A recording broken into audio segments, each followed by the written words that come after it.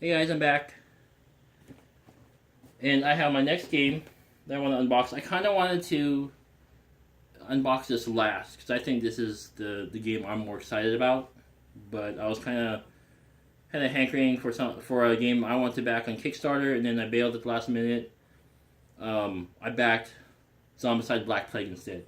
I mentioned in another video that I'm not disappointed I made that decision, but I don't know. I kind of would want to get the expansion at no additional cost, which I still can do. There's some online stores out there that offer these games. I mean, they're just separated out, but they offer these games when you buy them with expansion. There's a couple of Kickstarter exclusive things that you won't get, but you could get the expansion and the base game for slightly over what Kickstarter backers paid for theirs. So I think they pay like $60 plus shipping, and well, Cool Stuff Inc. is where I go for some really great stuff. They don't pay me to endorse them. It's just I was getting stuff from Fun Again Games before, and then they changed their prices and their minimum purchase to get the free shipping. I mean, it's free shipping. Their minimum shipping was like $8, and the maximum rate for the free shipping, quote unquote, would be about $15-16. So that's kind of like almost like a free game. Anyway, so that's kind of what I did. But I found games I wanted. This one is the one I wanted. I've been really curious about. I like games with lots of things going on. Probably goes against. I mean, it probably contributes to me not being able to bring my games out to the table as often because I like games with a lot of stuff going on. It tends to intimidate most of the people I play with, and the people who I know would be able to pick up the rules fairly quickly tend to not be interested in these games anyway. So I don't know. It's kind of a catch-22 for me. So I got Argent the Consortium, and recently I just got enamored with Level 99 games. I backed Millennium Blades, and that's coming out. I'm going to be getting that pretty soon. The base set, anyways. The expansions are coming later, and I guess that's a growing thing I've been noticing with a lot of games that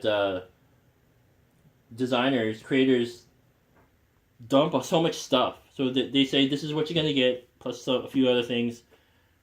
That's their Kickstarter, and people start going like, oh, we want more stretch goals, we want more of this, we want more of that. So they add tons of stuff, and then people get upset when they can't ship it all at once. Because, guess what? We added everything you wanted, but now you'll have to wait. So instead of ticking everyone off, we're going to give you the base game as soon as we can, and then the rest of the stuff will come later. I'm okay with that. A lot of people... I said this once before, I'll say it again. If you can't wait for your game with all the freebies and extras and the promotional items to come in 3 to 6 months after the estimated ship date, it says delivery, but Kickstarter, come on, we all know. I've been backing several Kickstarter projects, not just games, mostly games, but not just games. And you just know that estimated delivery date is not, it's misworded. It's an estimated ship date, as far as I'm concerned. If you can't wait for that, wait for the thing to come out in retail. And if it never comes out in retail, maybe it's not the product for you. So, with that, I watched a video on the unboxing of Devastation of Indines, or the what was it, the other one, the War of Indines remastered, and I watched one video and the guy pulled out, and he had like 14 pounds of stuff. I was like, wow, I did Millennium Blades, and it's gonna come with tons of cards, but gosh, I like getting lots of stuff. So, anyways, there's lots of stuff in this box. I picked up the retail version of Devastation of Indines. I'm not disappointed. I'm kind of disappointed in myself because I'm getting these games so fast and there's so much stuff in them that I have no real opportunity to like play and get to know them before the next one comes out. So that's part of the reason why I'm really shying away from Kickstarter, because it kind of feeds that gotta have the latest and greatest mentality. And some of those games are garbage.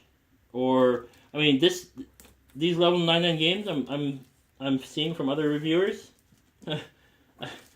I say other reviewers as if I was like an actual reviewer, but I see other videos and people, they're like games for real gamers. You know, I don't have a lot of the nostalgia for like pixel tactics because I didn't grow up with Nintendo anything. I got my first console beyond the Atari 2600, and if you count the Commodore 64 as a kind of PC/gaming computer, that's what I had. And then I went on to IBM clones. And those of you who don't know, the PCs we know today, and IBM right now makes business software, I think, and like some kind of like corporate stuff. But they used to put out computers, and they were the largest computer distributors, manufacturer, something like that. So any computer that was not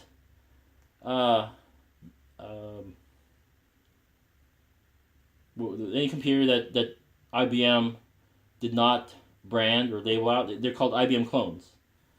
And Windows, I mean, they were there before Windows became a thing. So, I'm 41, by the way. So I grew up building computers for myself, not for profit, not for work. But anyways, I don't have a lot of that nostalgia. I have nostalgia for like 8-bit things. You know, the chunky graphics and things like that. But I grew up mostly watching my friends play Street Fighter or, you know, what was it, Final Fantasy Tactics or those kinds of games, you know. But anyway, but Devastation is awesome. It has lots of stuff in it. That's why I picked up that box instead of getting the remaster, because I was like, well, I missed the Kickstarter, so I'm not going to get all the extra bits, so I might as well get the retail version. I'll start out with the biggest one. So, War of Indines was it, what you get, like 18 characters or something? And Devastation, you get 30, and bosses and things like that. So, I just went for the bigger box since I was getting retail anyways. And then Argent, I love worker placements, and Argent is the worker placement with a theme that I can get behind. And they're all part of the same universe, which is what I really love. So, War of Indines or Argent Consortium, they're all part of that. It says here, Level 99 Games, World of Indines. They're part of Indines. So you're going to see the different characters and they might be playing different roles, but I'm like, I already recognize a few of the characters on the cover here. They're fighters in the War of Indines, or Devastation. So, it's great to see those other characters in like other worlds, other dimensions. So, anyways, aside from why I've grown to really love these kind of games, and plus in Millennium Blades, there's going to be some references. The artwork is the same or very similar, and I think Rado or someone said that some of those characters are going to be their characters in other games in the universe. So, anyways, we got the player guide. Now I know what everyone's talking about. So such cheap paper. It's glossy paper, but it's like why isn't it cardstock? You know, why isn't it or why aren't they like little booklets or something? You know, it's super cheap. I think I'm going to laminate one of these. I think that would be the safe bet, because I'm pretty sure one of these is going to get creased or lost or whatever. Maybe I'll have one out. I'll keep the other ones as spares, so when one gets all worn out, I'll have a few more. But then you get to the book. Oh, wow. Well, I watched Nick Minahan's review, and because he's in the printing industry, he was commenting on the high quality finish of the other stuff. Now he did mention, and that's why I mentioned too, that the player guides are super cheap. They're glossy paper. They're almost like, like the penny saver ads. Those are super cheap. But like in the paper, you get the cheap ads in there. They have some of them on thick, glossy paper, and other ones are like super cheap. The player guides are in between that, so they look premium. They feel super cheap. And then you have the book, and the book is like it's a textured finish. I want to say linen, but I don't think it's a linen. But it's textured and it's glossy, and it feels really premium. Thick, glossy pages, lots of graphical examples. Might be too much. I got kind of confused with the devastation instructions because I didn't want to read that comic. I just watched the video. So, character cards, double-sided, I believe. I don't know if that was the original intent or if it was a Kickstarter development, but it's a great idea. They got a weird looking. Oh, the discard pile. I just came from I didn't get a haircut, but I just came from my brother was getting a haircut, and he had the game for me. I thought it was a trash bin full of hair or something. The discard pile or space looks like it's got some nasty hair in there. But yeah, we got 1, 2, 3. So there's 12 potential characters you can play. 2 from each faction, I guess, because the same color on both sides. So, and you only get to play one of the 2, obviously, because, well, you know how you can play more is you can take a photo of it and then watch it from your phone or tablet. A lot of people have those nowadays, or you can just photocopy it, I guess, if you want to go through that extra work. But 12 different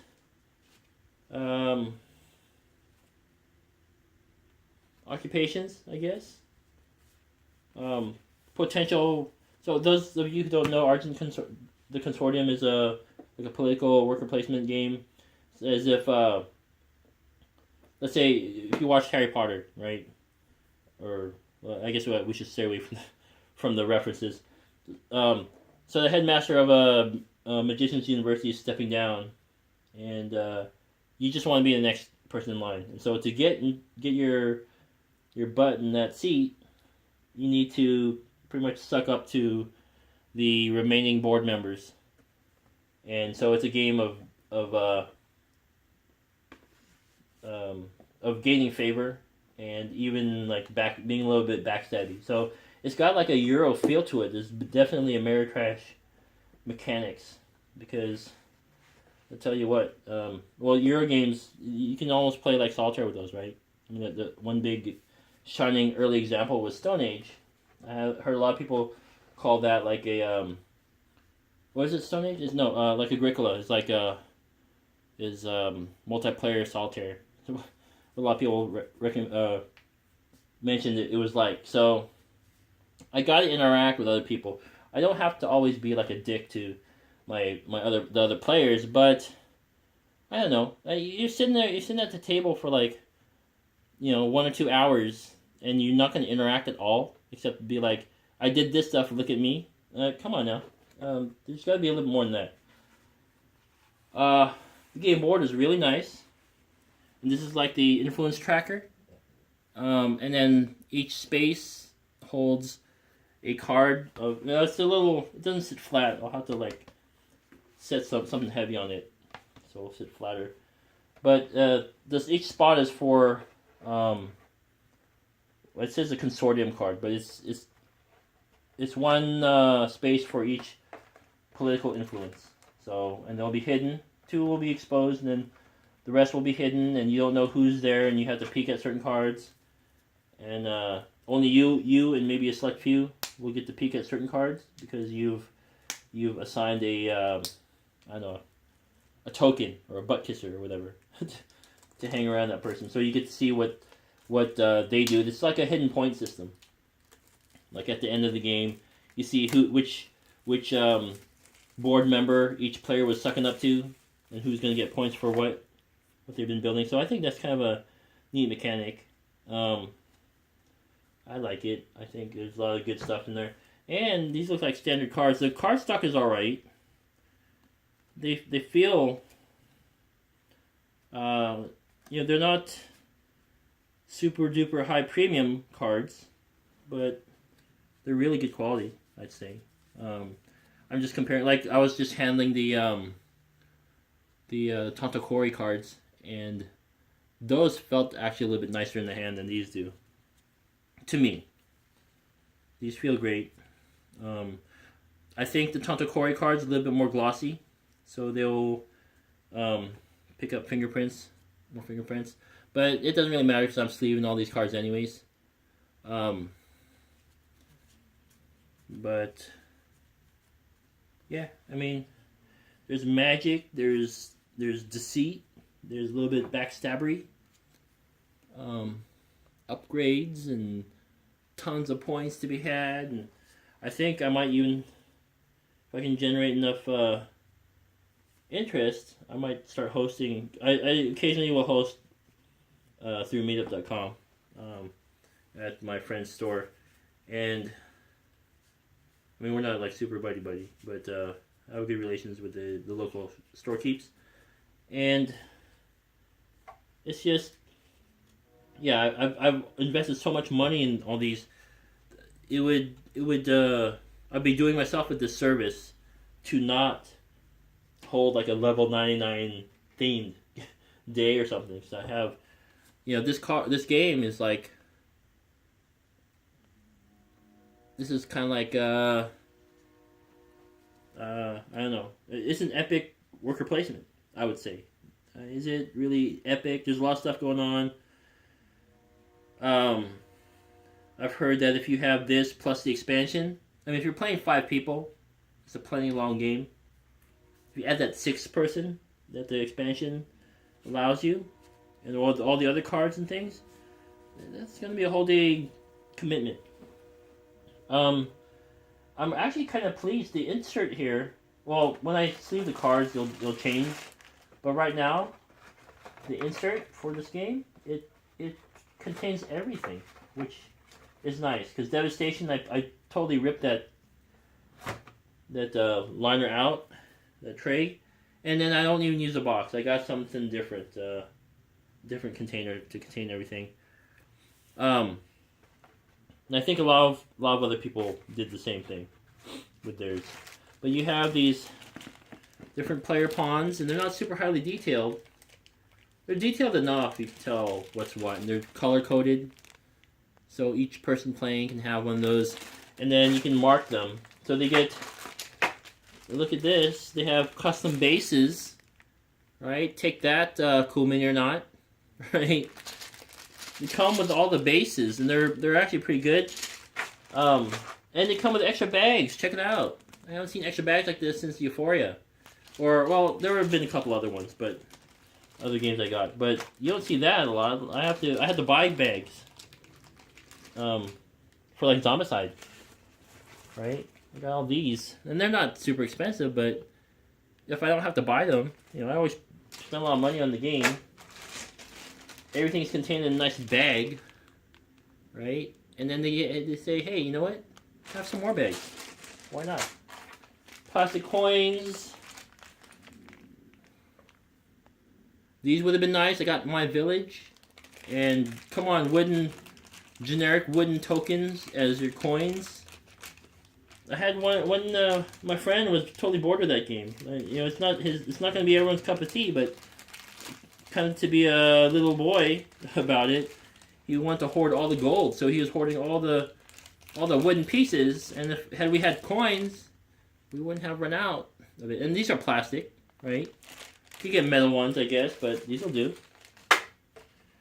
And then more. See, these are magic spells. The other ones were, well, some of them were spells too, were apprentices that you could hire. And I think other ones are, of course, the political figures that we gotta schmooze. These guys. I showed you guys these. These are some of the board members. Some of the board members.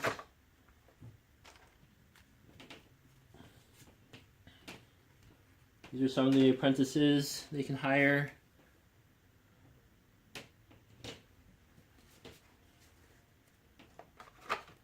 And then some of the spells you can cast. consumables, potions, stuff like that.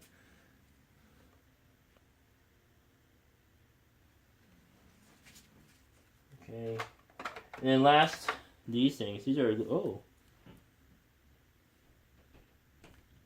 I think these are character cards. And other things. I believe these are like the spell tracks. They can study, you can learn.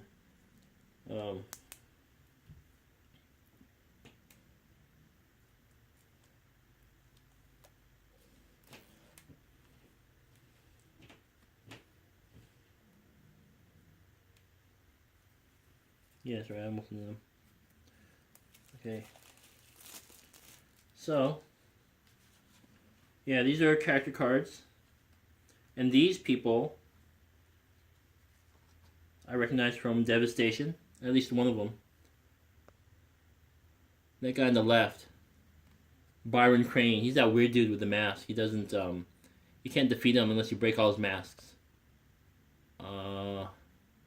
And I think these people, well, this lady, Ray Cal.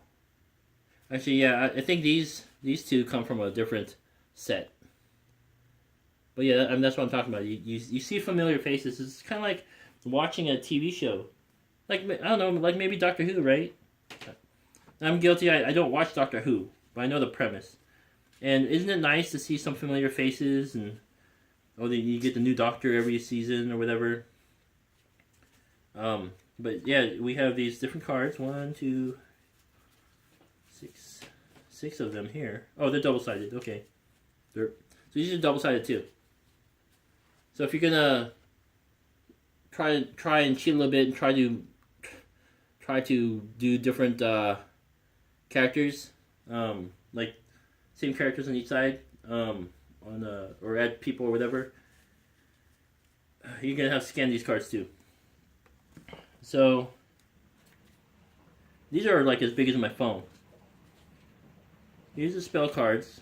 Let's see, they have spell cards, they have legendary spells, and regular spells. Nice. So they have a few legendary spells. They're really powerful, I'm sure. 5 of them. And they have different spell tracks. You can follow. You start at the top and then you work your way down to the more powerful things, I think. That's cool.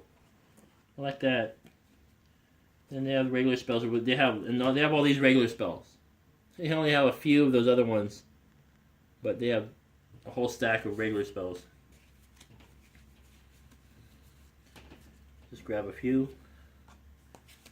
Look at them briefly. Oh, these are blue. Oh, they're all different. Oh, I see. Different colors, different schools of magic. Let's see.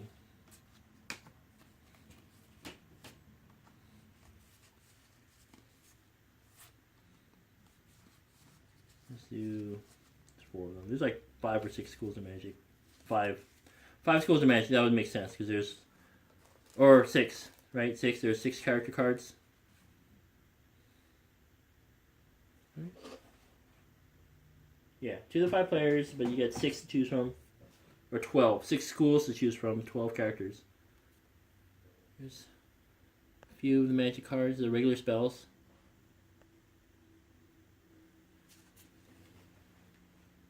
Lots of good stuff. I'm very, very pleased.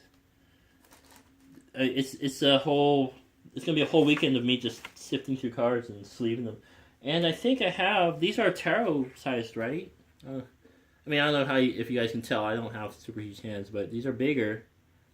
And because I have Masquerade, now I'm gonna have to buy another pack though. So I bought Masquerade, it only has 13 cards, it's the base game, 14 cards I think. Character cards. And then I gave some away to somebody who also got Masquerade later. So I only have like 20 sleeves left. I'm going to need more than 20 sleeves for these cards. These don't necessarily need protection, but I mean, why not? Why not be consistent, right? So, I have that. Coins. Different card slots. Bases. Missing something. I pulled something out. I'm missing the the tokens so you know whose apprentices you got. You're supposed to be able to put like something on the back, and I thought oh, they're tokens. Okay, they're tokens. So I have to pop them out. I have to punch them out. They're here. All this lovely cardboard. Oops. And then you're gonna be able to put those on the end. Let's see. I wonder if they don't punch out as easily as the Devastation tokens do, but they still punch out pretty easy. So here's what you can do. You can have any apprentice from any school of magic, right? So you're not necessarily going to get the same colored folks, I don't think. Let's say you had a purple one, right? You're using the purple. And I guess you guys can comment, tell me I'm all wrong. I'm just guessing right now. I'm just trying to show how the bases work. And you'd put your miniature on the base, like thus. Right? And then you would stick your colored chit here, like right in the back. And then now you can say, well, this purple apprentice, that's mine. I have my token on there, right? Simple as that. Yeah, colored bases is great, but man, I got a whole bag of them for this game for like 30 playing pieces, and for a pack of 10 from Zombicide, from Cool Mini or Not, that's $10. Right, or $15. It's pricey. Colored bases are great, but come on now. Let's see where I wonder if we can put it there. We're going to be able to punch a bunch of tokens out. It's gonna be awesome.